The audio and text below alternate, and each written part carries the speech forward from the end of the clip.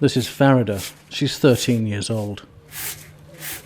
She works for about $5 a day on a farm on the Lebanese-Syrian border. We work in picking potatoes. I hate this work. Me and 3 of my brothers provide the family with money, and because of this, we work in picking potatoes. My mother cannot work because she suffers from a disease in her backbone. On this farm, children of all ages work in all weathers and are what UN agencies call bonded labour. In effect, they're slaves unable to leave and paid only a token amount. And the numbers are huge. A recent study by an anti-slavery rights group claimed that the majority of the 300,000 Syrian kids who are not in school in Lebanon are working as child slaves.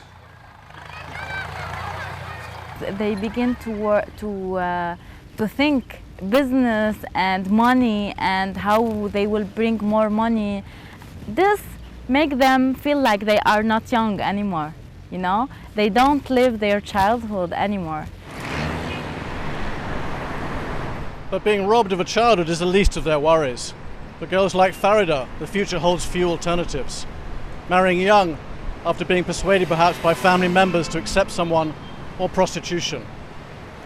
Syrian refugees simply haven't the means to pay for residency fees here, and so young girls and women are turning towards prostitution on a scale which is beginning to alarm groups like Human Rights Watch.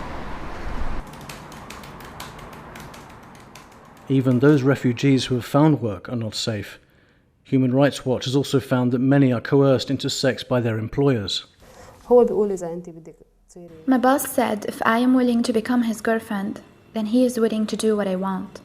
He told me I can give you a residency permit and help you with rent. We're specifically concerned that the increased hardship and the lack of proper protection for Syrian women in Lebanon makes them increasingly vulnerable to exploitation, including possibly sex trafficking.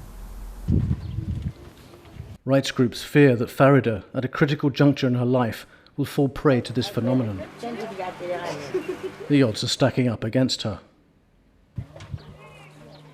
My dream is to complete my education, to be a doctor, to cure the sick people and give them medicine. It's like torture now. It's early for me to marry. I'm still young. I have to study, not to marry. But her hopes look increasingly slender. Getting an education and decent work is difficult enough for many Lebanese. With girls like Farida, the risk is that she will never fulfill her potential, but instead fall prey to the dangers that surround young girls forced from their homes by a war they did nothing to start.